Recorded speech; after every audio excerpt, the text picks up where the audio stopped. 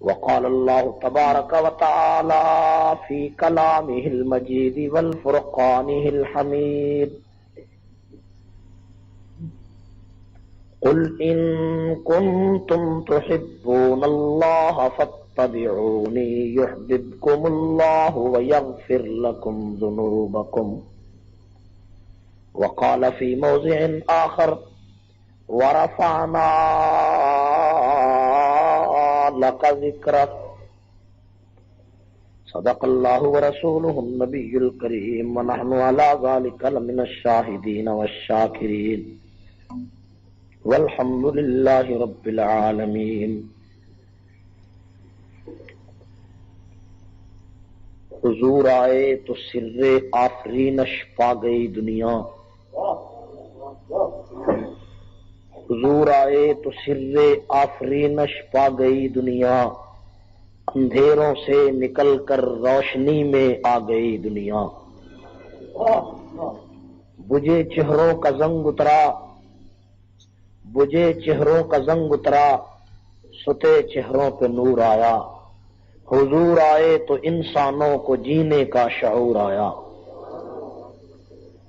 خیرت کی شمع افروزی جنوں کی چارہ فرمائی، زمانے کو اسی امی کے صدقے میں سمجھ آئی، یتیموں اور ضعیفوں کو پناہیں مل گئیں آخر، حضور آئے تو ذروں کو نگاہیں مل گئیں آخر، ضمیر اس در سے گر نسبت نہ رکھے لوح پیشانی، تو کش کولے گدائی ہے چھ درویشی چھ سلطانی۔ میرے واجب الاحترام بزرگوں اور دوستوں،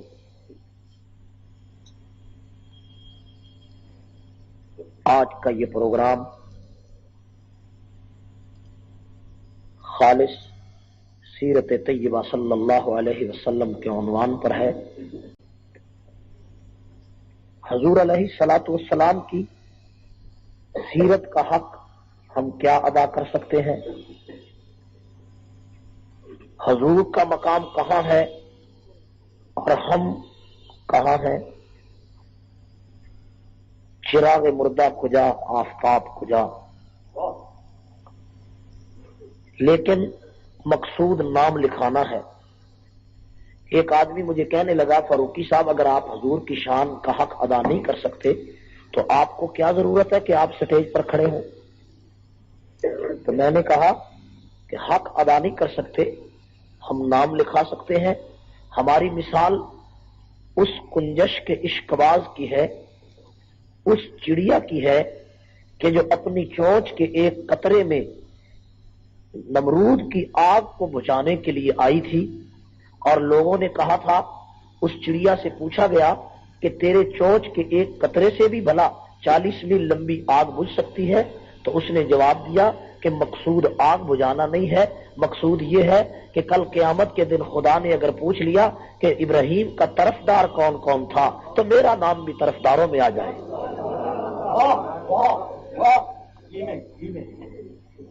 ہماری مثال اسی مصر کی بڑھیا کی ہے کہ جو یوسف کنعان کو خریدنے کے لیے روئی کی ایک گٹھڑی لے کر آئی تھی، اور لوگوں نے کہا کہ یوسف کو خریدنے کے لیے تو بادشاہتیں آئی ہیں، تیری گٹھڑی سے کیا ہوتا ہے؟ اس نے کہا مقصود خریدنا نہیں ہے، مقصود یہ ہے کہ قیامت کے دن خدا نے جب اس بات پہ قطار لگائی کہ یوسف کے خریدار ادھر ادھر آ جائیں تو میرا نام بھی خریداروں میں آ جائے۔ مقصود میں نے کہا نبی کی شان کا حق ادا کرنا نہیں ہے، مقصود نام لکھانا ہے، مقصود ثنا خانوں میں تذکرہ لانا ہے۔ مقصود یہ ہے کہ خدا نے اگر یہ پوچھا کہ میرے اوکاڑا کے شہر میں کون کون تھا جو میرے نبی کا تذکرہ کر رہا تھا، ہمارا نام بھی تذکرہ کرنے والوں میں آ جائے۔ میرے دوستو، حضور علیہ الصلوۃ والسلام کا جب ہم ذکر کرتے ہیں تو 3 چیزیں سامنے آتی ہیں۔ وہ 3 چیزیں ہر آدمی کو ان کا علم ہے، جب بھی حضور کا ذکر ہوگا تو 3 چیزوں کے اندر بند ہوگا، ان تینوں چیزوں سے باہر آپ نہیں جا سکتے۔ سب سے پہلی چیز ہے، جب بھی حضور کا ذکر آئے گا تو حضور علیہ السلام کی ولادت کا ذکر آئے گا، حضور کی ولادت کا واقعہ بیان ہوگا، حضور کی ولادت کی جگہ کی فضیلت بیان ہوگی، حضور کی ولادت پر آپ لوگ جناب علی خوشی کا اظہار کریں گے۔ اسی چیز کا نام میلاد ہے۔ گویا کہ حضور علیہ الصلوۃ والسلام کی ولادت کی جگہ کا ذکر اور ولادت کا ذکر یعنی پیغمبر کی میلاد کا ذکر یہ پہلے سب سے آئے گا۔ جب بھی آپ حضور کی بات کریں گے تو میلاد کا ذکر آئے گا، اور دوسرے نمبر پر میلاد کا ذکر آنے کے بعد دوسرے نمبر پر حضور کی تعریف کا ذکر آئے گا کہ جب بھی آدمی کوئی نبی کی شان بیان کرتا ہے، چاہے قصیدے کی شکل میں، چاہے نثر کی شکل میں، چاہے نظم کی شکل میں، تو وہ حضور کی تعریف کرتا ہے۔ تو حضور علیہ الصلوۃ والسلام کی تعریف یہ دوسری چیز ہے۔ اور دوسرے نمبر پر حضور کی تعریف ہے، اور تیسرے نمبر پر جب بھی ذکر ہوگا تو حضور علیہ السلام کی سیرت کا تذکرہ ہوگا، حضور کے کردار کا ذکر ہوگا، آپ کے اخلاق کا ذکر ہوگا، آپ کے مرتبت کا ذکر ہوگا۔ تو آپ جس وقت بھی نبی کی سیرت کی بات کریں گے، حضور کا ذکر کریں گے، تو ان تین چیزوں کے علاوہ آپ ذکر کر ہی نہیں سکتے۔ میری بات آپ کو سمجھ میں آ رہی؟ سب سے پہلی بات ہے پیغمبر کی ولادت کا ذکر کرنا۔ بعض لوگ کہتے ہیں کہ پیغمبر کی ولادت کا ذکر کرنا ہی دین ہے۔ ہم کہتے نہیں، نبی کی ولادت کا ذکر کرنا عبادت ہو سکتا ہے، لیکن نبی کی ولادت کا ذکر کرنا ہی اگر دین ہو، اور نبی کی ولادت کے ذکر کرنے سے اور ولادت پر خوشی کرنے سے اور ولادت کا واقعہ بیان کرنے سے اور ولادت پر مسکرانے سے اور ولادت پر اونٹ قربان کرنے سے اور ولادت پر خیرات کرنے سے ہی اگر جنت ملتی تو نہ ابو لہب جہنم میں جاتا، نہ ابو طالب جہنم میں جاتا۔ اس لیے کہ حضور علیہ الصلوۃ والسلام جب دنیا میں تشریف لائے تو دنیا کی حالت یہ تھی کہ عبد المطلب کے گھر میں، عبد المطلب کے بیٹے عبداللہ کے گھر میں حضور پیدا ہوئے، اور عبد المطلب کے بیٹے عبداللہ حضور کی ولادت سے 3 مہینے پہلے دنیا سے جا چکے تھے، فوت ہو چکے تھے، اور عبداللہ کی عمر 24 سال تھی۔ تو گویا حضور علیہ السلام کے والد 24 سال کی عمر میں دنیا سے چلے گئے تھے، اور حضور جب پیدا ہوئے اس وقت حضور علیہ السلام کے 11 چچا اس وقت زندہ تھے، اور 11 چچاؤں کو اس بات پر اتنی خوشی ہوئی کہ بھئی ہمارے بھائی کے گھر کے اندر ہماری جو بیوہ بھابھی ہے اس کی گود ہری ہو گئی ہے، اور ہمارا بھائی دنیا سے اگر چلا گیا ہے تو چلو یہ غم تو ہے ہی ہے، لیکن اس کے گھر میں ایک بچہ پیدا ہوا ہے۔ چنانچہ اس بچے کے پیدائش کی فطری طور پر اور عقلی طور پر اتنی خوشی تھی، ابھی تک ابو طالب کو یا ابو لہب کو یا عتبہ و شیبہ کو یا اس کے علاوہ ان کے بھائیوں میں جن کا نام عبد کعبہ ہے، عبد شمس ہے، عبد مناف ہے، اور اسی طرح ان کا نام عبد حارث ہے، قسم ہے، عباس ہے، حمزہ ہے، یہ تمام حضور کے چاچا تھے۔ ان تمام چچاؤں کو خوشی تھی اس بات کی کہ یہ یتیم بھتیجا ہے، ہمارے بھائی کی نشانی ہے۔ تو جب بھائی کی نشانی آتی ہے اور ابھی تازہ بھائی فوت ہوا ہو تو فطری بات ہے کہ وہ خوشی کرتے، وہ محبت کا اظہار کرتے۔ چنانچہ کتابیں ساری اس پر دال ہیں، اور اس کتابوں میں موجود ہے کہ حضور کی پیدائش پر ابو لہب نے، جس کا نام عربی میں عبد العزا ہے، عبد العزا نے اسی وقت اونٹ قربان کیے، اور عبد مناف نے بھی اونٹ قربان کیے۔ عبد مناف ہی کو ابو طالب کہتے ہیں، اور اسی طرح عبد شمس نے بھی اونٹ قربان کیے، عبد غد نے بھی اونٹ قربان کیے، اسی طرح عبد حارث نے بھی اونٹ قربان کیے، عبد کعبہ نے بھی اونٹ قربان کیے، قسم نے بھی اونٹ قربان کیے، حمزہ نے بھی اونٹ قربان کیے، عباس نے بھی اونٹ قربان کیے۔ اونٹوں کی قطاریں لگ گئی، اور ہر آدمی اپنی خوشی میں موجود ہے کہ حضور جناب علی محمد پیدا ہوا ہے، یتیم بھتیجا پیدا ہوا ہے۔ اب دیکھو، ایک انسان ہے، وہ پیغمبر کا رشتہ دار ہے، نبی کا چچا ہے، نبی کا خاندان کے ساتھ تعلق رکھتا ہے، وہ ولادت پر خوشی کرتا ہے، ولادت پر خوش ہوتا ہے، ولادت پر قربانی کرتا ہے، ولادت کی خوشی اس کی دھوم دھوم میں مچاتی ہے، پوری دنیا میں پھیل جاتی ہے۔ لیکن جب تاریخ کے اوراق کو ہم پلٹ کر دیکھتے ہیں، ہمیں نظر آتا ہے کہ ابو لہب کو جنت نہیں ملی، ابو طالب کو جنت نہیں ملتی، عبد شمس جہنم میں چلا جاتا ہے، عبد غد بھی چلا جاتا ہے۔ بھئی میں سوال کرتا ہوں کہ ان تمام چچاؤں نے تو جناب نبی کے آنے پر خوشی کی تھی، ان کی میلاد کا ذکر کیا تھا، ان کی ولادت کو جناب منانا چاہا تھا، ان کی ولادت پر اونٹوں کی قربانیاں پیش کی تھی، لیکن کیا ہوتا ہے کہ یہ سارے کے سارے ایمان سے نکل گئے ہیں؟ کیا ہوتا ہے کہ ان تمام کو جنت نہیں ملتی ہے؟ تو میرے دوستو، اس بات نے ہمیں یہ ایک سبق دے دیا ہے کہ صرف میلاد کا ذکر کرنے سے، صرف ولادت کی بات کرنے سے جنت نہیں ملا کرتی۔ جب تک اس محمد مصطفیٰ کی سیرت کو اپنایا نہ جائے اس وقت تک جنت نہیں ملتی۔ اور سارے چچا ولادت پر خوشی کرتے ہیں، لیکن جنت میں وہ چچا جاتا ہے کہ جس کا نام حمزہ ہے، جس نے نبی کی سیرت کو اپنایا ہے۔ وہ عباس جاتا ہے کہ جس نے سیرت کو اپنایا ہے، جو سیرت پر عمل کرے گا جنت میں وہ جائے گا۔ معلوم معلوم ہوا کہ صرف ولادت کا جلسہ کرنا، ولادت کا ذکر کرنا جنت میں لے جاتا تو یہ سارے چچا جنت میں جاتے۔ جنت میں وہ جاتا ہے جو محمد مصطفیٰ کی سیرت کو اپنانا چاہتا ہے، اور سیرت توحید ہے، سیرت قرآن ہے، سیرت شریعت ہے، سیرت 23 سالہ محمد مصطفیٰ کا پیغام ہے۔ جو نبی کے پیغام کو سینے سے لگاتا ہے وہ چاہے ولادت پر خوشی کرے یا نہ کرے وہ جنت کا وارث بن جاتا۔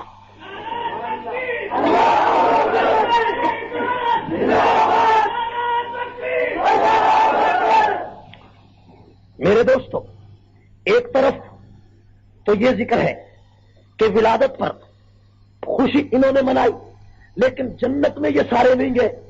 جنت میں عباس جاتے ہیں، حمزہ جاتے ہیں، اور کوئی بھی نہیں جاتا۔ تو کیوں نہیں جاتا؟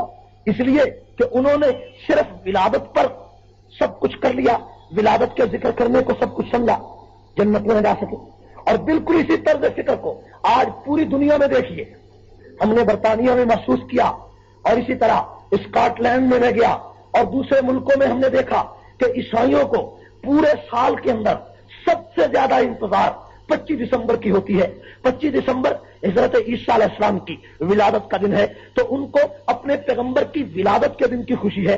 اب دیکھو پوری دنیا میں جب 25 دسمبر آئے گا اور آنے والا ہے تو آپ دیکھیں گے کہ واشنگٹن کے وائٹ ہاؤس پر بجلیاں چمکیں گی، اور برطانیہ کے دارالعوام پر زرق و برق ہوگا، چکا چوند ہوگا، اور ایسی روشنائی ہوگی کہ جس کو جو آنکھوں کو خیرہ کر دے گی۔ اور اس طرح پوری دنیا میں آپ پاکستان کے عیسائیوں کو دیکھیں، وہ جناب پکنک منائیں گے، وہ عیش کریں گے، وہ طرب کریں گے۔ پوری دنیا کے اندر عیسائی اپنے نبی کی ولادت کو منائے گا، ولادت پہ چراغاں کرے گا، لیکن کوئی عیسائی اپنے پیغمبر کی سیرت کا ذکر نہیں کرے گا، اپنے نبی کی سیرت کو نہیں اپنائے گا، اس لیے کہ عیسائیوں نے اپنے مذہب کو صرف اپنے نبی کی ولادت تک محدود رکھا ہے۔ اس لیے ان کی انجیل بدل گئی، ان کا پیغام بدل گیا، ان کی تعلیمات بدل گئی، ان کا کردار بدل گیا، ان کا اسرہ بدل گیا، ان کا مذہب بدل گیا، کہ صرف ولادت کا ذکر کیا سارا مذہب بدل گیا۔ آج پاکستان میں یہی ایک طبقہ ہے کہ جو صرف ولادت کا ذکر کر کے قرآن کو مٹانا چاہتا ہے، ولادت کا ذکر کر کے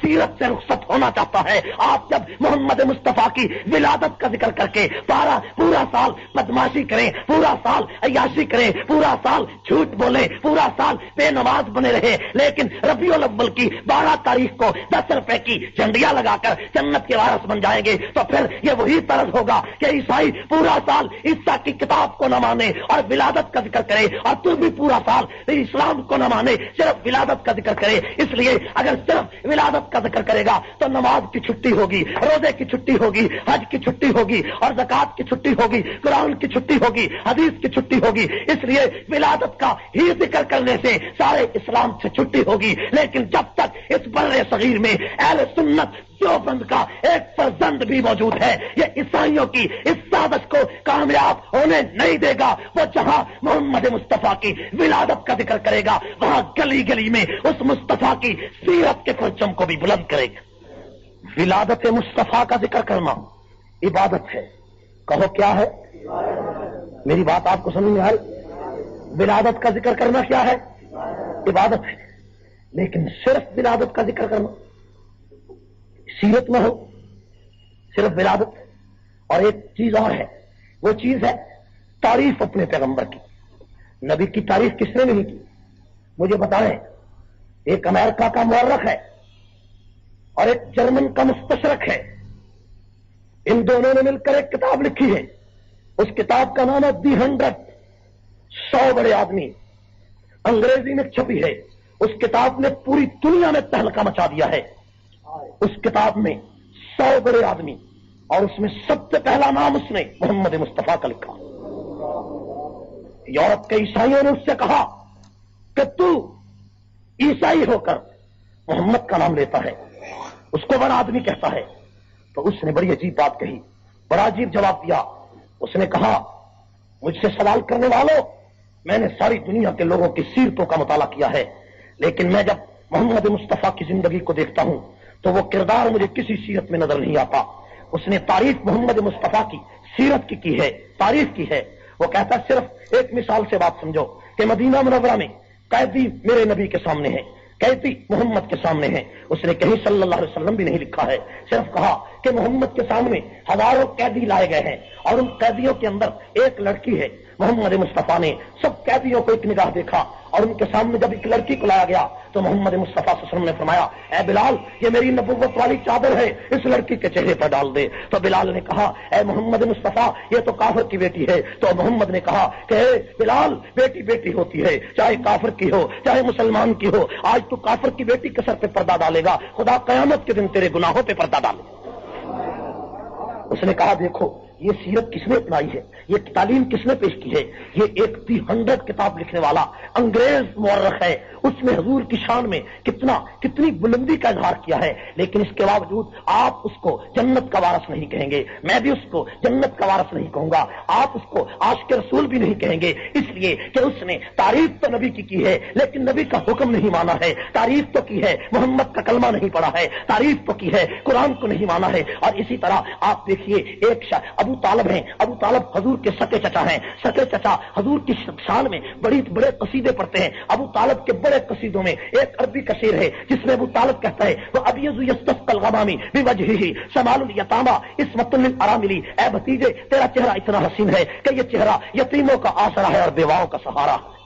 اور فرمایا کہ اے بھتیجے، تیرا چہرہ اتنا حسین ہے کہ اس چہرے کی بدولت آسمانوں سے بارش آتی ہے. یہ ابو طالب کا شعر ہے. اور ایک شعر عربی کا ہے کہ ان دین محمد خیر ادیان بریہ، کہ بھتیجے تیرا دین ساری دنیا کے دینوں کا سردار ہے. یہ ابو طالب حضور کے سکے چچا ہیں. کتنی شان میں تعریف کرتے ہیں، ولادت پہ خوشی بھی کرتے ہیں، لیکن اس ابو طالب کو جنت کا وارث کسی نے نہیں کہا. کیوں؟ اس لیے کہ اسی کے سرانے کھڑے ہو کر حضور نے فرمایا تھا، چچا میرا کلمہ پڑھ لے. تو چچا نے کہا تھا کہ اخترتن نار علی الار، میں چچا کلمہ نہیں پڑھ سکتا، میں آگ میں جا سکتا ہوں. دیکھو، میلاد کی خوشی کرنے والا، ولادت پہ قربانی دینے والا، نبی کی تعریف کرنے والا جنت کا وارث نہیں بنتا. جنت کا وارث نہیں بنتا، جہنم کا ایندھن بن جاتا ہے. ہائے، یہ تو چچا، یہ تو پیغمبر کا چچا ہے، یہ تو نبی کی برادری ہے، یہ تو نبی کا رشتہ دار ہے، یہ تو قریشی نسل ہے، یہ تو مکے میں رہنے والا ہے، یہ تو کعبے کی زیارت کرنے والا ہے، یہ تو ولادت کی خوشی بھی کرتا ہے، یہ تو تعریف بھی کرتا ہے. اور کسر کون سی رہ گئی ہے، کمی کون سی رہ گئی ہے کہ یہ جہنم کا ایندھن بن گیا؟ کمی یہ ہے، اس نے حکم پیغمبر نہیں مانا، اس نے سیرت پیغمبر کو نہیں مانا، اس نے پیغام نبوی کو نہیں مانا، اس نے قرآن کی ابدی تعلیم کو نہیں مانا. اور ایک دوسرے آدمی کو دیکھو، وہ ولادت پر خیرات بھی نہیں کرتا، اس نے نبی کی شان میں کوئی قصیدہ بھی نہیں پڑھا، وہ عربی النسل بھی نہیں ہے، اس کو عربی زبان آتی نہیں ہے، وہ مکے میں کبھی آیا نہیں ہے، وہ مدینے میں کبھی پہنچا نہیں ہے، اس نے نبی کی شان میں کوئی قصیدہ نہیں پڑھا، اس نے ولادت کی کسی دن بھی خوشی کا اظہار کر کے جناب منانے کا اعلان نہیں کیا ہے. وہ عربی بھی جانتا نہیں میرے دوستو، وہ نبی کا رشتہ دار بھی نہیں، اس نے کعبے کو کبھی دیکھا نہیں، اس کا رنگ کالا ہے، اس کے ہونٹ لمبے لمبے ہیں، وہ حبشے کا رہنے والا ہے. اس کو مرتبہ اتنا مل جاتا ہے کہ یہ سکا چچا ہو کر جہنم میں چلا جاتا ہے، اور وہ بلال حبشی ہو کر حبشے سے آ کر اتنا جنت کا اتنا وارث بن جاتا ہے کہ وہ ٹہلتا مکے کی گلیوں میں ہے اور اس کے قدموں کا کھٹکا جنت میں ہو رہا. میرے دوست، تو دور نکل گیا، تجھے تو صرف آنکھوں پر پردہ پڑ گیا. اور کہا جاتا ہے، جناب ہمیں تو حضور کے آنے کی خوشی ہے لیکن فلاں طبقے کو حضور کے آنے کی خوشی نہیں ہے. جو آدمی یہ کہے کہ مجھے نبی کے آنے کی خوشی نہیں ہے، اس سے بڑا مرتد اور لعین دنیا میں کوئی نہیں ہے. حضور کے آنے کی خوشی نہ ہو مسلمان کو، لیکن ایک آدمی کو حضور کے آنے کی تو خوشی ہو، اور ایک آدمی کو نبی کے جانے کی بھی خوشی ہو. بات میری نہیں سمجھے؟ ایک آدمی کو نبی کے آنے کی تو خوشی ہو اور اس کو ساتھ ساتھ نبی کے جانے کی بھی خوشی ہو، اور پھر وہ کہے میں عاشق رسول ہوں. عشق رسول یہ ہوتا ہے. میں نے کہا خوشی تمہیں بھی ہے، خوشی ہمیں بھی ہے، لیکن خوشی میں فرق ہے. گھر کے اندر جب مہمان آتا ہے نا تو گھر کے دو طبقوں کو خوشی ہوتی ہے، بچوں کو خوشی ہوتی ہے، سیانوں کو خوشی ہوتی ہے. سیانے اس لیے خوشی کرتے ہیں مہمان کے آنے کی کہ یہ مہمان بڑی برکت والا ہے، بڑی عزت والا ہے، اس جیسا مہمان پہلے نہیں آیا، اس کا پیغام بڑا اچھا ہے. سیانوں کو خوشی ہے. لیکن بچوں کو گھر میں خوشی ہوتی ہے کہ آج یہ مہمان آیا ہے، آج گھر میں حلوہ پکے گا، آج گھر میں سیویاں پکیں گی، آج پڑھنے کی چھٹی ہوگی. دیکھو مہمان ایک ہے اور گھر کے اندر دو طبقوں کو خوشی ہے. خوشی دونوں کو ہے لیکن نوعیت کا فرق ہے. ایک کو کھانے کی خوشی ہے، ایک کو مہمان کے پیغام کی خوشی ہے. میں نے کہا خوشی نبی کے آنے کی تمہیں بھی ہے، ہمیں بھی ہے. تمہیں خوشی بچوں والی ہے کہ مہمان آیا ہے ربیع الاول میں، اب جناب پیسہ اکٹھا کرنے کا موسم آ گیا، اب لوگوں کو یہ جھنڈیاں لگانے کے لیے سب کچھ جمع کرنے کا موسم آ گیا. اور خوشی ہمیں بھی ہے. ہمیں یہ خوشی ہے کہ جو مہمان فاران کی چوٹی پر طلوع ہوا، اس جیسا مہمان نہ ازل میں آیا ہے نہ ابد تک آیا. اس جیسا مہمان دنیا میں کوئی ہے؟ ایک بات میں کہتا ہوں، مجھے کوئی سروکار نہیں آپ میں سے کوئی بریلوی ہو، آپ میں سے کوئی دیوبندی ہو، آپ میں سے کوئی اہل حدیث حضرات میں سے ہو، آپ میں سے کوئی آدمی اور کلمہ پیغمبر علیہ السلام کا پڑھنے والا ہو، مجھے اس سے بحث نہیں. میرا یہ جلسہ میرا مقصود تنقید نہیں ہے، میرا مقصود کسی کو گالی دینا نہیں ہے، میرا مقصود کسی کی پگڑی اچھالنا نہیں ہے. لیکن ایک بات ہے، میں آپ کے قلب و جگر کو جھنجھوڑنا چاہتا ہوں، میں آپ کے دروازے قلب پر پہرا دینا چاہتا ہوں، اور اس دروازے قلب کو جھنجھوڑ کر ایک بات آپ سے پوچھنا چاہتا ہوں. اگر آپ برا نہ منائیں تو میں پوچھ سکتا ہوں. میں نے پورے ملک میں لوگوں سے پوچھا، لیکن مجھے اس کا جواب کوئی نہ دیا گیا، اور میں بڑا پریشان رہا. اور وہی میں آج آپ سے پوچھتا ہوں، مجھے یہ بتائیے کہ حضور علیہ الصلوۃ والسلام کی وفات 12 ربیع الاول کو ہے، اور وفات 12 ربیع الاول کو کئی سال پہلے لوگ کہا بھی یہ کرتے تھے 12 وفات، کوئی آدمی 12 ولادت نہیں کہتا تھا. اور حضور علیہ السلام کی ولادت کی تاریخ 9 ربیع الاول ہے، 9 ربیع الاول ولادت ہے، 12 آپ کی وفات ہے. اور بعض لوگ کہتے ہیں جناب ولادت کی تاریخ میں تو اختلاف ہے. ٹھیک ہے، میں تسلیم کرتا ہوں اختلاف ہے. حضور علیہ السلام کی ولادت کے بارے میں ایک قول ہے کہ 2 ربیع الاول کو آپ کی ولادت ہوئی، ایک قول ہے کہ 8 کو ولادت ہوئی، ایک قول ہے کہ 9 کو ولادت ہوئی، ایک قول ہے کہ 12 کو ولادت ہوئی، ایک قول ہے کہ 14 کو ولادت ہوئی. یہ تاریخ کس کتابوں میں ساری ولادتوں کے قول ہے، لیکن کسی دنیا کی تاریخ میں وفات کے بارے میں اختلاف نہیں ہے. وفات صرف 12 ربیع الاول کی تاریخ کو ہوئی ہے. اور ایک اور بات بتاؤں کہ تاریخ اختلاف صرف چاند کی تاریخ میں ہے، انگریزی کی تاریخ میں کوئی اختلاف نہیں ہے. حضور علیہ السلام کی ولادت کی انگریزی تاریخ ہے 571 عیسوی 22 اپریل، 571 عیسوی 22 اپریل. یہ 1900، یہ آج کل 1986 ہے نا، یہی جو 1986 ہے، یہ جو پورا سن آپ کے نزدیک بڑا اعتبار رکھتا ہے، 1986 سن ہے، اور آج 28 تاریخ ہے. اور مجھ سے بھی یہی انگریزی کی تاریخ لی گئی تھی آج کے لیے، جس کے لیے میں آپ کے سامنے آیا ہوں. تو دیکھو انگریزی کی یہ جو آج والی تاریخ ہے، اسی آج والی انگریزی کی تاریخ کے حساب سے 571 عیسوی 22 اپریل اور یکم بکرمی سوموار کا دن حضور علیہ السلام کی ولادت کا دن ہے. اور اسی طرح 7 جون 634 عیسوی سوموار کا دن حضور علیہ السلام کی وفات کا دن ہے. اب دیکھو انگریزی کی دونوں تاریخیں ہیں، ان دونوں تاریخوں میں کوئی اختلاف نہیں، دن میں کوئی اختلاف نہیں، دن بھی پیر کا ہے، اور وفات ہے 7 جون 634 کو، اور ولادت ہے 22 اپریل 531 عیسوی کو. اور اسی طرح یکم بکرمی ولادت کا دن ہے. یہ تو انگریزی کی تاریخیں ہیں، لیکن اختلاف صرف چاند کے مہینے میں آ گیا کہ جناب ربیع الاول کی کون سی تاریخ بنتی ہے، اس میں اختلاف پیدا ہو گیا. اس اختلاف کو دور کرنے کے لیے علامہ شبلی نعمانی، اتنا علامہ شبلی بہت بڑا عالم گزرا ہے، سیرت النبی کی ہندوستان کی سب سے بڑی کتاب اس نے لکھی ہے. سیرت النبی کا وہ تذکرہ نگار ہے، سیرت نگار ہے. اس نے آج سے 100 سال پہلے جناب اس نے لکھا ہے کہ محمود پاشا فلکی ایک عالم تھا مصر میں، فلکیات کا ماہر تھا. اس نے 100 فلکیات کے ماہر علماء کا ایک اجلاس مصر میں بلایا، اور اس نے یہی انگریزی کی تاریخیں ان کے سامنے رکھ دی، اور انہوں نے ان سے کہا کہ باقی تاریخیں تو ٹھیک ہیں، صرف چاند کی تاریخ نکالو. تو 100 علماء نے متفقہ فیصلہ کر کے یہ لکھا کہ حضور علیہ السلام کی ولادت کی چاند کی تاریخ 9 ربیع الاول 22 اپریل کو بنتی ہے، اور وفات کی تاریخ جو سوموار کا دن 7 جون 634 عیسوی ہے وہ 12 ربیع الاول بنتی ہے. انہوں نے متفقہ طور پر یہ فیصلہ لکھ دیا، اور متفقہ فیصلے کے بعد 1400 سال کی تاریخ کے مورخوں کا پیدا کیا جانے والا سارا اختلاف ختم ہو گیا، اب اتفاق ہو گیا. اس لیے شبلی نے اپنی کتاب میں لکھا حضور کی ولادت 9 ربیع الاول، وفات 12 ربیع الاول. اور اسی طرح مولانا ابوالکلام آزاد نے رسول رحمت میں لکھا کہ ولادت 9 ربیع الاول، وفات 12 ربیع الاول. قاضی سلیمان منصور پوری نے لکھا کہ ولادت 9 ربیع الاول رحمت للعالمین میں، اور وفات 12 ربیع الاول. اب اس پر اتفاق ہو گیا کہ 9 کو ولادت ہے، 12 کو وفات ہے. اب ہمارا کیا رویہ ہے؟ ہم 9 ربیع الاول کا نوکاڑا کے نوجوان، تجھے بھی پتا نہیں، مجھے بھی پتا نہیں، مولوی کو پتا نہیں، پیر کو پتا نہیں، یہاں کی انتظامیہ کے افسر کو پتا نہیں، چیئرمین کو پتا نہیں، MLA کو پتا نہیں، MPA کو پتا نہیں. 9 ربیع الاول آتا ہے گزر جاتا ہے، لیکن جب 12 ربیع الاول آتا ہے، جس دن پیغمبر کا جنازہ اٹھتا ہے، جس دن نبی علیہ السلام دنیا سے رخصت ہوتے ہیں، جس دن صدیق اکبر کی لاش، صدیق اکبر زارو قطار رو رہا ہے، جس دن فاطمہ کی چیخیں نکل گئی تھی، جس دن حسن و حسین دھاڑے مار مار کر رو رہے تھے، جس دن علی المرتضیٰ نے رو رو کر نبی کے سرانے کہا تھا اے پیغمبر تو نے رونے سے منع نہ کیا ہوتا تو علی آنکھوں کے آنسوؤں سے تجھے غسل دے دیتا. جس دن 12 ربیع الاول کا دن آتا ہے تو اس دن تو خوشی کرنے کے لیے جھنڈیاں لے کر بازار میں آ جاتا ہے، تو خوشی کرنے کے لیے بتیاں سلگا کر بازار میں آ جاتا ہے، تو خوشی کرنے کے لیے کاروبار چھوڑ دیتا ہے، جھنڈیاں لگاتا ہے، جلوس نکالتا ہے، خچروں کو لاتا ہے. مجھے اس سے بحث نہیں کہ خچروں کو لانا، جلوس نکالنا شرعی طور پر اس کی کیا حیثیت ہے. صرف ایک سادہ سا سوال ہے کہ پیغمبر کا جنازہ پڑا ہے، مدینہ मदीना की गलियों में सहाबा पे कयामत टूट पड़ी है, सहाबा रो रहे हैं। जिस दिन सहाबा रो रहे हैं उसी दिन 1400 साल के बाद तू खुशी कर रहा है। अब तू फैसला करना है कि या तू आशिक है या वो आशिक है। अगर सिद्दीक आशिक है तो तू आशिक नहीं, अगर तू आशिक है तो सहाबा आशिक नहीं। तो मेरी बात आपको कुछ समझ आ रही, पता चल रहा है?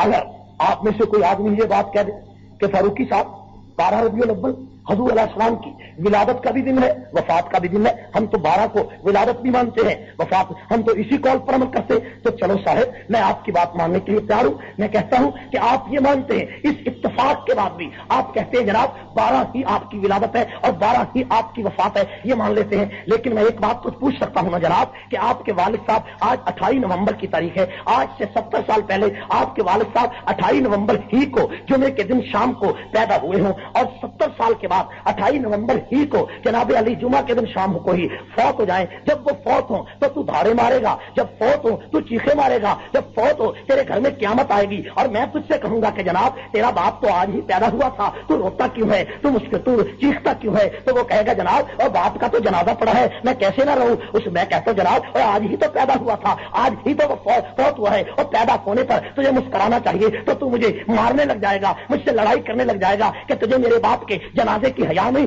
मेरे बाप की लाश की हया नहीं। तो मैं तुझसे पूछ सकता हूं मेरे औकारा के रोशन ज़मीर, मुझे ये तो बता कि बाप की लाश पड़ी हो तो तू न मुस्कुराए, भाई की लाश पड़ी हो तो तू न मुस्कुराए, तेरी मां का जनाजा पड़ा हो तो तू न मुस्कुराए, लेकिन तेरे पैगंबर का जनाजा पड़ा हो तो खुशी करे, उछले कूदे। अब तेरा पैगंबर इतना लवारस हो गया है कि जिसको दुनिया का सबसे बड़ा मलजा व मादा मानता है, उसके जनाजे पर, उसके जनाजे के दिन जब फातिमा रो रही है उसी दिन तू मुस्कुरा रहा है, हसन हुसैन चीखे मारते हैं तू मुस्कुरा रहा है, अली रो रहे हैं तू मुस्कुरा रहा है। ये फैसला करके उठ कि आशिक तू है या आशिक वो है, वो रोते क्यों है, तू मुस्कुराता क्यों? मेरी बात आपको समझ में आ रही? मैंने गलत बात कही है, सही बात है ना? और सही बात का अमल होना चाहिए कि नहीं चाहिए? आप 12 रबीउल अव्वल के दिन मुस्कुराएंगे, आप 12 रबीउल अव्वल के दिन झंडियां लेकर बाजारों में आएंगे और अगर कहे जनाब इनको नबी का पता, हाँ आपको नबी का जरूर पता है, हजरत फातिमा को भी नहीं पता था, हजरत सिद्दीक अकबर को भी नहीं पता था, हजरत उमर को भी पता नहीं था कि उन पर तो कयामत टूट गई थी। हाय, किताबों में जब मैं देखता हूं, अबुल कलाम आजाद रसूल रहमत में लिखता है, इंसान थाड़े मारने लग जाता है। वो कहता है 12 रबीउल अव्वल का दिन है, दोपहर के 11 बजे वक्त है, हजूर बिस्तर अलाल बता पैगंबर ने क्या कहा था? तो फातिमा रोकर कहती है कि मेरे वालिद ने मेरे कान में कहा था, कहे बेटी इसी मर्जुल मौत में मैं दुनिया से चला जाऊंगा, ये मेरी आखिरी बीमारी है। फातिमा कहती है मैंने रोने लगी और उसके बाद हजूर ने सुना, फातिमा मेरी वफात के बाद सबसे पहले तू मुझे आकर मिलेगी, खानदान में तू मेरे पास पहुंचेगी, इसलिए मैं मुस्कुराने लगी। ये फातिमा तो ज़हरा करती अमल है। और उधर देखते कि सिद्दीक अकबर हजूर अभी फौत नहीं हुए कि सिद्दीक अकबर ज़ारो पता रो रहे हैं। लोगों ने कहा अबू बकर तुम रोते हो? तो अबू बकर ने कहा मैं क्यों ना रहूं, आज 4 दिन हो गए मेरे मदनी का मुसल्ला खाली पड़ा है, मेरे पैगंबर का मुसल्ला खाली पड़ा है, और सिद्दीक क्यों ना रहे, और मेरा नबी दुनिया से चला जाएगा तो कयामत ना आ जाएगी, कयामत ना फूट पड़ेगी। अबू बकर नबी की वफात से पहले रोए, तू वफात के दिन मुस्कुराए, अबू बकर पैगंबर की बीमारी में रोए और तू जनाजे के दिन तू मुस्कुराता फिरे, तू फैसला करके क्या उठेगा? तो क्या कयामत के दिन जवाब देगा? तेरी अकल पे पर्दा पड़ गया, तेरा दिमाग मऊफ हो गया, तूने जनाब नशा कर लिया है, तुझे जनाब सियासी ताकत का मुजाहरा करने के लिए तूने अपने मक्के के यतीम से दुश्मनी का ठेका ले लिया है। फातिमा का अब्बू जबकि जनाजा पड़ा है उस दिन तू खुशियां करता फिरे, अपने जमीर से फैसला करके बता कि तू पैगंबर का आशिक है या नबी का दुश्मन। ये फैसला मैंने तुझ पर छोड़ दिया और ठीक है मैंने कोई गलत बात कही है? मैं किसी को गाली देने के हक में नहीं हूं। अगर कोई मेरा भाई खुशी में शरीक होता है, झंडियों में शरीक होता है, मैं ये नहीं कहता कि जनाब तू मुशरक हो गया, तू काफिर, मैं ये नहीं कहता। मैं सिर्फ तुझसे पूछता हूं, मुझे बता कि अगर तू आज के दिन मुस्कुराता है, अबू बकर क्यों रोया, उमर क्यों रोए, फातिमा क्यों रोई, ये फलसफा समझा दे, बात खत्म हो जाती। ठीक है? अबुल कलाम आजाद कहते हैं 12 बजे दोपहर के जब हुजूर की वफात का ऐलान हुआ, मदीने की गलियों में कोहराम मच गया, जो खड़ा था खड़ा रह गया, जो बैठा था बैठा रह गया। सहाबा की एक जमात धाड़े मारती हुई मदीना की गलियों से बाहर निकल गई। मस्जिद नबवी में सहाबा की जमात बैठी, سفید داڑیاں والے ہیں، ان کی داڑیاں آنسوؤں سے تر ہو چکی ہیں. ایک آدمی روتا ہوا بھاگا جا رہا تھا. اس نے کہا اے محمد تیرے جانے کے بعد زندگی فضول ہو گئی ہے، زندہ رہنا فضول ہو گیا. اور فاطمہ الزہرا نے رو کر کہا صبت علیہ مصائب لو انہا صبت علی الایام سرن لیالیا. اے پیغمبر ابا جان کہ آپ کی وفات کے بعد مجھ پر مصیبتوں کے اتنے پہاڑ آئے، اگر یہ مصیبتیں دنوں پر آتی تو دن بھی رات بن جاتی. یہ تو فاطمہ کہتی ہے. اور ابو بکر صدیق حضور کے جذب اثر کے پاس آئے، نبی کے چہرے سے کپڑا ہٹایا اور آپ کے ماتھے پر بوسہ دے کر کہا اے پیغمبر تیرا دنیا میں آنا بھی پاک تھا، تیرا جانا بھی پاک ہے. درود شریف پڑھو جلال آباد.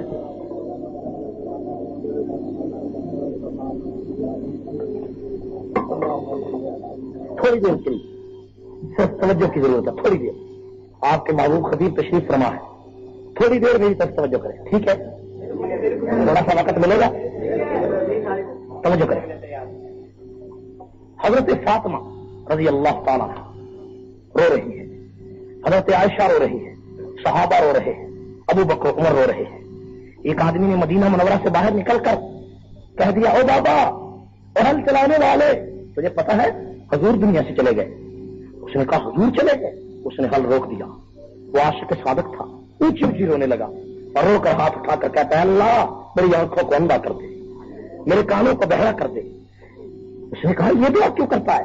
کہنے لگا جن آنکھوں نے نبی کا چہرہ دیکھا ہے، جب نبی نہیں رہے مجھے آنکھوں کی ضرورت نہیں ہے. جن کانوں نے نبی کا کلام سنا ہے، اگر پیغمبر نہیں رہے تو مجھے کانوں کی ضرورت نہیں ہے. حضرت بلال حبشی نے مدینہ چھوڑ دیا تھا حضور کی وفات کے بعد، اور بابا بلال 22 سال کے بعد مدینے میں واپس لوٹا تو لوگوں نے کہا بابا جی اذان حضور کے زمانے والی سناؤ. تو بابا بڑی مشکل سے مانگتا ہے، اذان کہنے لگتا ہے. جب اشہد ان محمد رسول اللہ پہ آتا ہے تو بابا جی کی چیخ نکل جاتی ہے، بے ہوش ہو کر گر جاتے ہیں، منہ میں پانی ڈالا گیا. بابا جی کیا ہوا؟ فرمایا مجھے 22 سال پہلے کا زمانہ یاد آ گیا ہے، جب میں اذان کہتا تھا اشہد ان محمد رسول اللہ پہ آتا تھا، میرا محبوب سامنے ہوتا تھا. آج میں نے جب اشہد ان محمد رسول اللہ کہا میں نے چاروں طرف دیکھا، مجھے محبوب نظر نہیں آیا. یہ صحابہ تھے، مشکل آئی تھی. اور تیری کیا مشکل ہے؟ تجھے کیا تکلیف ہے؟ تیرے بھائی کی لاش پڑی ہو تو تو جھنڈیاں کیوں نہیں لگاتا؟ تیری ماں کا جنازہ پڑا ہو تو جھنڈیاں کیوں نہیں لگاتا؟ تیرے باپ کا جنازہ پڑا ہو تو خچر لے کر بازاروں میں خوشی کرنے کے لیے کیوں نہیں آتا؟ تجھے مکے کے یتیم سے ضد ہے، تجھے فاطمہ کے باپ سے ضد ہے، تجھے حسن و حسین کے نانا سے ضد ہے، تجھے 1,44,000 صحابہ کے پیغمبر سے ضد ہے. کیوں نہیں سوچتا دکانداریوں کے لیے، ملاؤں کی چدراہٹ کے لیے، پیروں کی چدراہٹ کے لیے، اس کے رسول کے من گھڑت دعووں کے لیے تو نے اپنے پیغمبر سے دشمنی کی ہے؟ ذرا سوچ تو صحیح. اگر تو یہ کہے کہ صدیق اکبر کا جنازہ پڑا، صدیق اکبر حضور کے جنازے کی موجودگی میں جلوس کیسے لے کر بازاروں میں آتے، جھنڈیاں کیسے لگاتے، تو میں تیری بات مان لیتا ہوں، ٹھیک ہے حضور کا جنازہ پڑا ہے، ابو بکر جنازہ نہیں، ابو بکر جھنڈیاں نہیں لگا سکتے تھے، لیکن جنازے کی تدفین عمل میں آئی. جب جنازے کو دفن کیا گیا، حضور علیہ السلام کی تدفین عمل میں آئی، روضہ اقدس میں آپ کو مدفون کر دیا گیا، تو کیا اس کے بعد 12 ربیع الاول نہیں آیا؟ ابو بکر صدیق رضی اللہ تعالیٰ نے 2 سال 3 مہینے 10 دن تک خلیفہ رہے، اور صدیق اکبر کے دور خلافت میں 2 مرتبہ 12 ربیع الاول آیا، عمر فاروق کے دور میں 10 مرتبہ 12 ربیع الاول آیا، عثمان غنی کے دور میں 12 دفعہ 12 ربیع الاول آیا، حضرت علی المرتضیٰ کے دور میں 5 مرتبہ 12 ربیع الاول آیا، حضرت معاویہ کے دور میں 19 مرتبہ 12 ربیع الاول آیا، حضرت عمر بن عبدالعزیز کے دور میں 3 مرتبہ 12 ربیع الاول آیا. اور تاریخ کے اوراق پلٹ کر دیکھ کہ امام ابو حنیفہ کے دور میں 47 دفعہ 12 ربیع الاول آیا، امام مالک کے دور میں 63 مرتبہ 12 ربیع الاول آیا، امام شافعی کے دور میں 55 مرتبہ 12 ربیع الاول آیا، اور احمد بن حنبل کے دور میں 38 مرتبہ 12 ربیع الاول آیا، حضرت شیخ عبد القادر جیلانی محبوب سبحانی کے دور میں 63 مرتبہ 12 ربیع الاول آیا، خواجہ معین الدین چشتی اجمیری کے دور میں 67 مرتبہ 12 ربیع الاول آیا، خواجہ سید علی حجویری لاہور والے بزرگوں کی موجودگی میں 62 مرتبہ 12 ربیع الاول آیا، حضرت بابا سلطان العارفین سلطان باہو کے دور میں 67 مرتبہ 12 ربیع الاول آیا. بابا فرید الدین گنج شکر رحمۃ اللہ علیہ کے دور میں 53 مرتبہ 12 ربیع الاول آیا. خواجہ قطب الدین بختیار کاکی کے دور میں 47 مرتبہ 12 ربیع الاول آیا. اور اسلام کی پوری تاریخ میں صدیق اکبر سے لے کر پوری 1300 سال کی اسلام کی تاریخ میں مجدد الفسانی کے دور میں 12 ربیع الاول آیا. شاہ ولی اللہ کے دور میں 12 ربیع الاول آیا. شیخ عبدالحق محدث دہلوی کے دور میں 12 ربیع الاول آیا. 22 لاکھ محدثین کے دور میں 3.5 لاکھ مفسرین کے دور میں کئی لاکھ علماء کے دور میں اتقیاء کے دور میں ائمہ کے دور میں سپہ سالاروں میں محمود غزنوی کے دور میں محمد ابن قاسم کے دور میں طارق ابن زیاد کے دور میں ابو عبیدہ بن جراح کے دور میں خالد ابن ولید کے دور میں سلطان ٹیپو کے دور میں بڑے محمد شاہ فاتح کے دور میں بڑے بڑے سپہ سالاروں جرنیلوں کے دور میں بادشاہوں کے دور میں نصیر الدین ہمایوں کے دور میں ظہیر الدین بابر کے دور میں بڑے بڑے بادشاہوں کے دور میں جہانگیر کے دور میں عالمگیر کے دور میں اورنگزیب کے دور میں. میرے دوستو 12 ربیع الاول دنیا میں آتا رہا. وہ 12 ربیع الاول کو دیکھتے رہے. 1300 سال کی پوری تاریخ میں کسی پیر نے جلوس نکالا ہو, کسی ولی نے ڈنڈیاں لگائی ہو, کسی پیر نے خچروں کا جلوس نکالا ہو. 1300 سال کی تاریخ میں کسی کتاب سے دکھا, کسی حوالے سے دکھا, کسی سال سے دکھا, کسی دستاویز میں دکھا. اگر 1300 سال کی تاریخ میں یہ چیزیں موجود نہیں ہے اور صرف 30-40 سال پہلے تو نے یہ طریقہ اپنے پاس سے گھڑا ہے تو یاد رکھ 1300 سال کے امام جانتے تھے کہ 12 ربیع الاول پیغمبر کی وفات کا دن ہے اور وفات پیغمبر کے دن دشمن بھی خوشی نہیں کیا کرتا, اور اس لیے انہوں نے 1300 سال تک کوئی خوشی نہیں کی ہے. وہ نبی کے عاشق تھے اور تو یہ خوشی کر کے جہاں 1300 سال کے ائمہ کا باغی ہے, اولیاء کا باغی ہے, وہاں محمد مصطفیٰ کا بھی باغی ہے. تو فیصلہ کر. اور ہمیں کہتا ہے ہمیں نبی کے آنے کی خوشی نہیں, ہمیں خوشی نہیں. کس کا خوشی ہے؟ ہمارا تو وہ نظریہ ہے جس کے بارے میں شاہ ولی اللہ فرماتے ہیں لولا لما خلقت الافلاک. اور حضور نے اللہ نے حضور کو پیدا کرنا نہ ہوتا تو کائنات میں کچھ بھی نہ ہوتا. ٹھیک ہے یا نہیں؟ یہ مفہوم ہے اس بات کا. میں نے پشاور کے جلسے میں کہا تھا, میں نے کہا لوگوں اصل میں دنیا میں حضور نے آنا تھا. حضور کو لانے کے لیے نبیوں کو لایا گیا, محفل کو سجایا گیا, برد و بزم کو راستہ کیا گیا. تو ایک پٹھان کہتا ہے اگر حضور نے آنا تھا حضور ہی آ جاتے.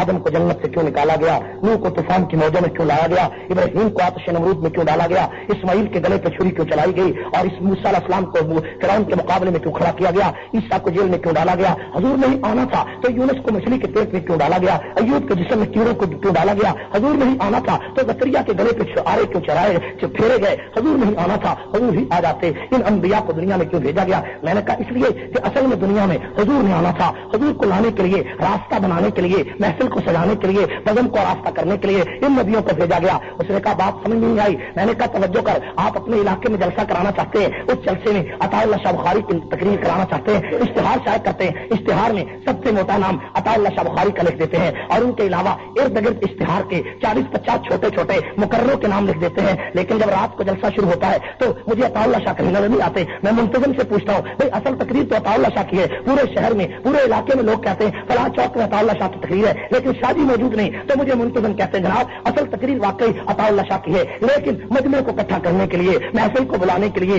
بزم کو آراستہ کرنے کے لیے ان چھوٹے چھوٹے مقرروں کو لگا دیا, ان خطیبوں کو لگا دیا. اور جب رات کے 12 بج جاتے ہیں تو عطا اللہ شاہ بخاری کو لایا جاتا ہے, مجمع عروج پہ آ جاتا ہے, محفل عروج پہ آ جاتی ہے. جس طرح یہاں پر بھی ہر مقرر آ کر کہتا ہے بھائی اصل تقریر تو عطا اللہ شاہ کی ہے, اصل میں تو عطا اللہ شاہ نے آنا ہے, اصل میں تو یہ جلسہ اسی کے لیے ہے, ہر مقرر کہتا ہے. اسی طرح خدا نے جب فطرت ہستی کا اشتہار شائع کیا اس اشتہار پر سب سے موٹا نام آمنہ کے در یتیم کا لکھ دیا اور ان کے نیچے 1,24,000 نبیوں کا نام بطور مقرر کے لکھ دیا. اور جب فطرت کا یہ جلسہ شروع ہوا تو آدم کو بھیجا گیا, اب نوح کو بھیجا گیا, زکریا کو بھیجا گیا, لوط کو بھیجا گیا. ہر پیغمبر آ کر کہتا ہے اور اصل میں تو محمد نے آنا ہے, اصل میں تو کملی والے نے آنا ہے, اصل میں تو آمنہ کے لال نے آنا ہے. ہر پیغمبر نے کہا, حتیٰ کہ ابراہیم نے کہا ربنا وبعث فیہم رسولا, اے اللہ مجھے محمد مصطفیٰ دے دے. حتیٰ کہ موسیٰ نے کہا, عیسیٰ نے کہا مبشرا برسولی یاتی من بعد اسمہ احمد. ہر پیغمبر محمد مصطفیٰ کی نبوت کا اعلان کرتا رہا. اور جب مجمع عروج پہ آ گیا,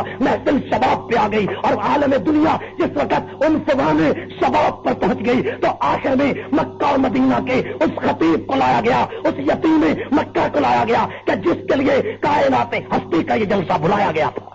اور میرے دوستو اصل میں کس نے آنا تھا؟ حضور نے آنا تھا.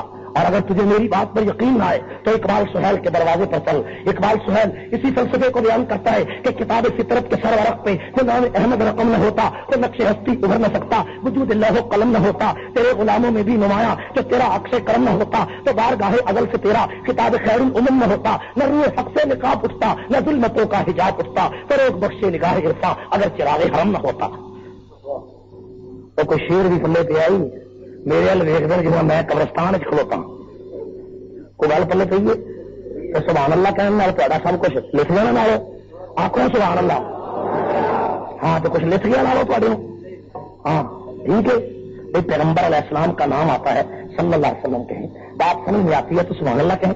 ٹھیک ہے نا بھائی, اتنے تو ویلا دے نہیں تھکتے, وہ آ جائے نا تو پھر ویلا دے نہیں تھکتے. اللہ کے بندو بات سمجھو, اگر بات سمجھ میں آئے تو کیا کہنا چاہیے. اور آپ کو معلوم ہے کہ شیر کتنا قیمتی ہوتا ہے. شیر کے ایک شیر کی قیمت سبحان اللہ بھی نہیں ہے. تو بولو بات ٹھیک ہے. اگر آپ سبحان اللہ کہتے ہیں اور ذوق سے بیٹھتے تو میں آپ کو اور بھی شیر سناتا. ٹھیک ہے نا بھائی, اور آپ کا ذوق ہوتا تو میں آپ کو اور بھی. یہ تو اقبال سہیل کہتا ہے, تو لیکن علامہ اقبال شاعر مشرق کیا کہتا ہے. شاعر مشرق نے بڑی عجیب بات کہی. حافظ صاحب اور تم ہی سن لا وجی تو دیکھتا ادا بھی جدا گاہ گواچی ہوں. حافظ جی پادا رکھو, توجہ کرو ذرا.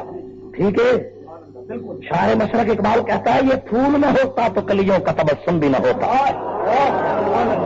یہ پھول نہ ہوتا, اتنی عجیب بات کہ یہ پھول نہ ہوتا تو کلیوں کا تبسم بھی نہ ہوتا, اور یہ گل نہ ہوتے بلبل کا ترنم بھی نہ ہوتا, اور لفظ ہستی میں یہ گھومتے بھی پریشان ہوتے, دست بردوش میں سب دست گریباں ہوتے, اور خیمہ افلاق میں پھر سے تشدد ہوتا, اور نظم توحید کے نعروں میں تردد ہوتا. نہ دست جبل توحید کے حدیقہ ہوتے, نہ مزین تیرے ذکر سے بیاباں ہوتے. اصول وحی میں موسیٰ طور پہ پہنچے, پر کیا عجب جو وہی تیرے حضور پہ پہنچے. کیا عجیب بات تھی. اصل میں کس نے آنا تھا؟ حضور نے آنا تھا. اصل میں کس نے آنا تھا؟ میرے 12 منٹ باقی ہیں, میرے 12 منٹ. اصل میں کس نے آنا تھا؟ حضور علیہ الصلوۃ والسلام. بات سمجھ میں آ رہی ہے؟ اصل میں حضور نے آنا تھا. ذرا توجہ کریں, میں آپ کو سیرت کا ایک نیا پہلو دکھانا چاہتا ہوں. بات ذرا سمجھیں. حضرت ابراہیم علیہ السلام نے امتحان دیے 4. کتنے امتحان دیے؟ 4. اور 4 امتحانوں کے بعد ابراہیم علیہ السلام نے ایک دعا مانگی. ایک دعا امتحان اول کے بعد مانگی اور دوسری دعا سارے امتحانوں کے بعد مانگی. اور ابراہیم نے دونوں دعاؤں میں, ذرا توجہ کریں, ابراہیم نے دونوں دعاؤں میں 2 آدمی مانگے. 2 دعاؤں میں 2 آدمی مانگے, اور آدمی بھی بڑے عجیب ہے. ابراہیم نے پہلی دعا مانگی کہ ربی حبلی من الصالحین, اے اللہ مجھے نیک بچہ دے دے, یعنی مجھے اسماعیل دے دے. اور دوسری دعا مانگی کہ ربنا وابعث فیہم رسولا, دوسری دعا مانگی کہ مجھے محمد مصطفیٰ دے دے. ابراہیم کی یہ 2 دعائیں ہیں. میں جب غور کرتا ہوں مجھے نظر آتا ہے کہ یہ 2 دعائیں بڑی عجیب ہیں. ابراہیم نے کہا تھا اے اللہ تو نے حکم دیا آگ میں گر پڑ, میں آگ میں گر پڑا. تو نے حکم دیا بچے کو جنگل میں چھوڑ دے, میں جنگل میں چھوڑ آیا. تو نے کہا بچے کے گلے پہ چھری چلا دے, میں چھری چلا آیا. تو نے کہا کھانا کعبہ کو تعمیر کر, میں نے تعمیر کرنا شروع کر دیا. اور کبھی آپ نے ایک اور بات بتاتا ہوں, آپ نے دیکھا کہ نبی کوئی عمارتیں بنانے کے لیے آیا کرتے ہیں, نبی کوئی دیواریں بنایا کرتے ہیں, لیکن اللہ نے یہاں دستور نبوت ہی بدل دیا. اور نبوت کا دستور تو ہوتا ہے پیغام سنائے, لیکن یہاں دستور کو بدل کر کہہ دیا ابراہیم تو آج اپنا اس کام کو چھوڑ کر آج کعبے کی دیواریں کھڑی کر, آج تو خانہ کعبہ بنا. اسماعیل تو اینٹیں پکڑا, ابراہیم تو کعبہ بنا. اے اللہ تو نے دستور بدل دیا. فرمایا دستور نہیں بدلا, آئیے کعبہ اس لیے تجھ سے بنواتا ہوں. ہر شہر کی مسجد شہر کا مستری بناتا ہے, لیکن تجھے یہ کعبہ بنانے کے لیے اس لیے کہا گیا ہے کہ اس کعبے کو جس نے آباد کرنا ہے وہ ساری دنیا کا سردار ہے. اس لیے میں چاہتا ہوں کہ آباد کرنے والا جب اونچا ہے تو بنانے والے بھی اونچے ہونے چاہیے.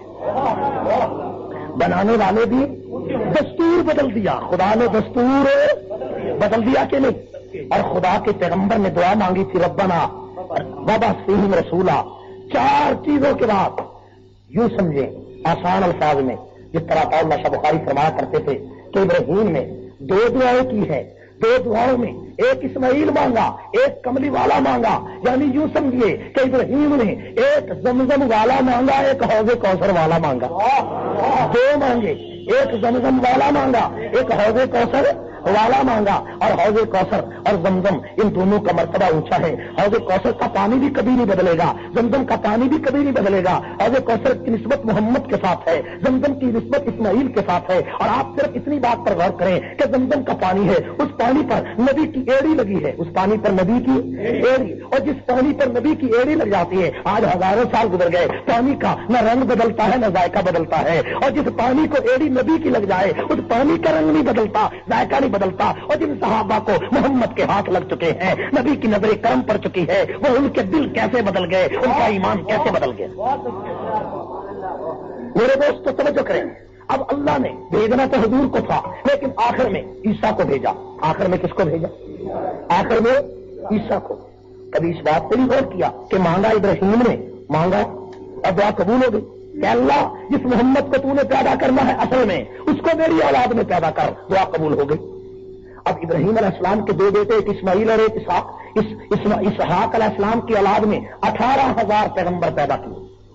कितने पैगंबर? और इस्माइल की औलाद में आमना का दुर्रे यतीम पैदा किया, मर्तबा बड़ा ऊंचा मिला। अब चाहिए तो ये था कि इब्राहिम के फौरन बाद हुजूर को भेज दिया जाता, लेकिन खुदा ने इब्राहिम के फौरन बाद हुजूर को नहीं भेजा, बल्कि हुजूर तक 18,000 नबी भेजे और आखिर में ईसा को भेजा। ईसा को क्यों भेजा, इब्राहिम को क्यों नहीं भेजा? इस हकीकत पे तू जरा गौर करे, तुझे नबी की सीरत का एक नया पहलू समझ में आए कि ईसा का माना है मसीह। मसीह कहते हैं सियाहत करने वाले को, मुआयना करने वाले को। खुदा ने नबी से पहले मुआयना करने वाला भेजा कि ऐ ईसा जा सियाहत करके देख कि मेरे नबी के आने का रास्ता बन चुका है कि नहीं।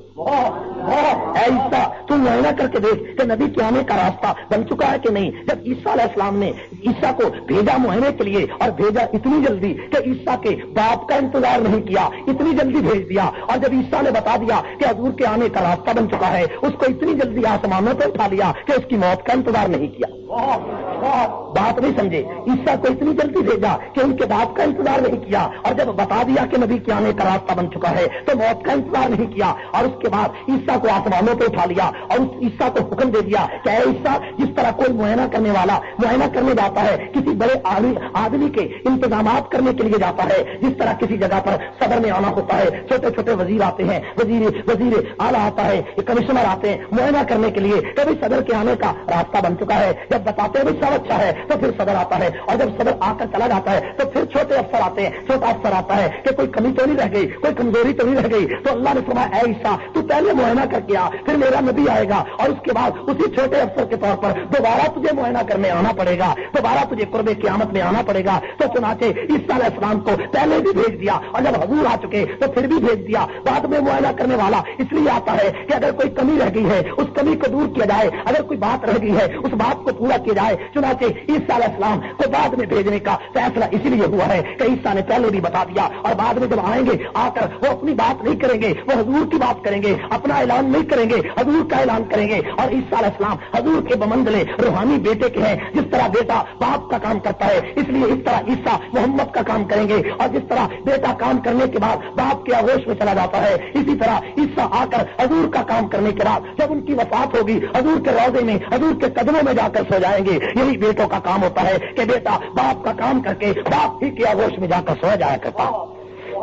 ये मेरे पैगंबर का इजाज़ है। अब हुजूर को अल्लाह ने भेजना था, हुजूर को भेजने का फैसला हो गया है। अरब के अंदर कबीले बड़े थे, 40 पुश्ते हैं, इधर इस्माइल से लेकर हुजूर अलैहिस्सलाम तक 40 पुश्तों में आखिर के अंदर अरब के अंदर, और सारी पुश्तें मक्के में आबाद हैं, अरब में आबाद हैं। खुदा ने उन पुश्तों में किसको चुना? बनु इस्माइल, बनु हाशिम को चुना। हुजूर के लिए हाशिम को चुना गया। क्यों हाशिम को चुना? हाशिम पैगंबर का परदादा है। हाशिम को क्यों चुना? औलाद तो इस्माइल की और भी बड़ी है। अल्लाह ने फरमाया हाशिम का माना है खिदमत करने वाला, चूंकि नबी भी खिदमत करने वाला है इसलिए हाशिम भी खिदमत करने वाला चुन लिया गया। अब हाशिम के बेटे और भी बड़े थे, उस बेटे को चुना जिसका नाम अब्दुल मुत्तलिब है। अब्दुल मुत्तलिब को इसलिए चुना, अब्दुल मुत्तलिब खाना काबा का मुतवल्ली था, क्योंकि कमली वाले ने खाना काबा का वारिस बनना था, इसलिए उसको नबी का दादा बनाया गया जो पहले से काबे का मुतवल्ली है। अब अब्दुल मुत्तलिब के 12 बेटे हैं, 12 बेटों में से खुदा ने किसी बेटे को नहीं चुना। खुदा अब्दुल मुत्तलिब के 12 बेटों में सबसे बड़े बेटे का नाम अब्दे मुनाफ है। अब्दे मुनाफ का माना बुत का बंदा, अब्दे उज्जा का माना बुत का बंदा, अब्दे हारिस का माना खेती का बंदा, अब्दे शमस का माना सूरज का बंदा, अब्दे बुध का معنی ود کا بندہ، اور کعبہ کا معنی کعبے کا بندہ، اور قسم کا معنی سخت زمین،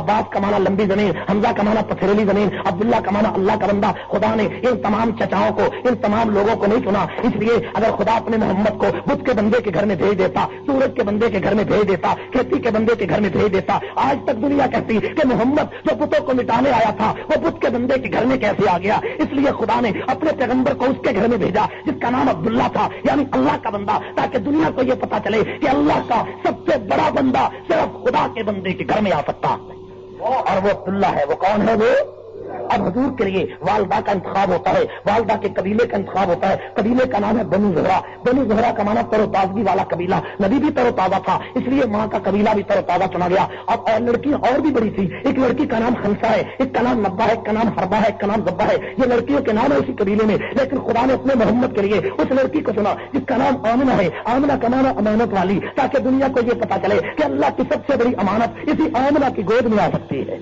نبی بھی اعلیٰ ہے، کہو نبی بھی، تو نبی کے لیے خاندان آلہ، قبیلہ آلہ، شہر آلہ۔ جب پیغمبر پیدا ہو گئے تو خدا نے اس پیغمبر کے لیے دایا کو چنا، دائیاں اور بھی بڑی آئی تھیں لیکن دایا کے قبیلے کو چنا، اس دایا کے قبیلے کو چنا کہ جو قبیلہ بڑا آلہ تھا۔ قبیلے کا نام کیا ہے؟ سعد قبیلہ، بنو سعد قبیلہ۔ سعد نیک بختی کو کہتے ہیں، نبی بھی نیک بخت تھا تو دایا کا قبیلہ بھی نیک بخت چنا، اور اس کے بعد لڑکی دایا کا نام حلیمہ ہے، حلیمہ کا نام حلم والی، نبی بھی حلم والا ہے تو دایا بھی حلم والی چنی گئی۔ اور اس کے بعد اس پیغمبر کے لیے خدا نے بیویوں کو چنا، کس بیوی کو چنا؟ جس کا نام خدیجہ ہے۔ خدیجہ کا معنی حاجیوں کی خدمت کرنے والی، نبی بھی حاجیوں کی خدمت کرنے والا، بیوی بھی حاجیوں کی خدمت کرنے والی۔ ایک بیوی کو چنا جس کا نام سودا ہے، سودا کا معنی آرام دینے والی، نبی بھی آرام دینے والا، بیوی بھی آرام دینے والی۔ ایک بیوی کو چنا جس کا نام عائشہ ہے، عائشہ کا معنی زندہ رہنے والی، نبی بھی زندہ رہنے والا، بیوی بھی زندہ رہنے والی۔ ایک بیوی کا نام ام سلمہ ہے، ام سلمہ کا معنی سلامتی والی، نبی بھی سلامتی والا، بیوی بھی سلامتی والی۔ ایک بیوی کا نام ام حبیبہ ہے، ام حبیبہ کا معنی پیار والی، نبی بھی پیار والا، بیوی بھی پیار والی۔ ایک بیوی کا نام صفیہ ہے، صفیہ کا معنی منتخب ہونے والی، نبی بھی منتخب ہونے والا، بیوی بھی منتخب ہونے والی۔ ایک بیوی کا نام زینب ہے، زینب کا معنی استغفار والی، نبی بھی استغفار والا، بیوی بھی استغفار والی۔ ایک بیوی کا نام میمونہ ہے، میمونہ کا معنی بخت والی، نبی بھی بخت والا، بیوی بھی بخت والی۔ ایک اور بیوی کو چنا جس کا نام میمونہ ہے، میمونہ کے بعد ایک اور بیوی کو چنا، اس بیوی کا نام جویریہ ہے، جویریہ کا معنی پڑوس میں رہنے والی، نبی بھی پڑوس میں رہنے والا، بیوی بھی پڑوس میں رہنے والی۔ ایک بیوی کا نام ماریا ہے، ماریا کا معنی ساتھ آنے والی، نبی بھی ساتھ آنے والا، بیوی بھی ساتھ آنے والی۔ اور ایک بیوی کا نام ہے ریحانہ، ریحانہ کا معنی خوشبو دینے والی، نبی بھی خوشبو دینے والا، بیوی بھی خوشبو دینے والی۔ اور پیغمبر کی اولاد کو خدا نے چنا، اس پیغمبر کے لڑکے کا نام قاسم ہے، قاسم کا معنی تقسیم کرنے والا۔ حضور خود فرماتے ہیں انما انا قاسم واللہ یؤتی، میں تو تقسیم کرنے والا ہوں، اور نبی بھی تقسیم کرنے والا، بیٹا بھی تقسیم کرنے والا۔ ایک بیٹے کا نام طاہر طیب ہے، طاہر کا معنی بھی پاک ہے، طیب کا معنی بھی پاک ہے۔ ایک بیٹے کا نام ابراہیم ہے، ابراہیم کا معنی بزرگ ہے، نبی بھی بزرگ ہے، بیٹا بھی بزرگ ہے۔ ایک بیٹی کا نام زینب ہے، زینب کا معنی استغفار والی، نبی بھی استغفار والا، بیٹی بھی استغفار والی۔ ایک بیٹی کا نام رقیہ ہے، رقیہ کا معنی خاوند کی خدمت کرنے والی، نبی امت کی خدمت کرنے والا، بیٹی خاوند کی خدمت کرنے والی۔ ایک بیٹی کا نام ام کلثوم ہے، ام کلثوم کا معنی بچوں کی تربیت کرنے والی، اور نبی امت کی تربیت کرنے والا، بیٹی بچوں کی تربیت کرنے والی۔ ایک بیٹی کا نام فاطمہ ہے، فاطمہ کا معنی دوزخ سے آزاد ہونے والی، اور محمد دوزخ سے آزاد ہونے والا، بیٹی بھی دوزخ سے آزاد ہونے والا۔ یہی زمانہ ورفعنا لک، اور جس وقت اس محمد مصطفیٰ کے لیے خدا نے شہر کو چنا، علاقے کو چنا، بستی کو چنا، وادی کو چنا، مہینے کو چنا، مکے کو چنا، پسینے کو چنا، مدینے کو چنا، تو مجھے کہنے دیجئے کہ اسی محمد کے لیے خدا نے صدیق کو چنا، عمر کو چنا، عثمان کو چنا، علی کو چنا، معاویہ کو چنا، 1,44,000 صحابہ کو چنا، اور ان کے ساتھ ایک کالے رنگ والے بلال حبشی کو چنا۔ وآخر دعوانا الحمدللہ۔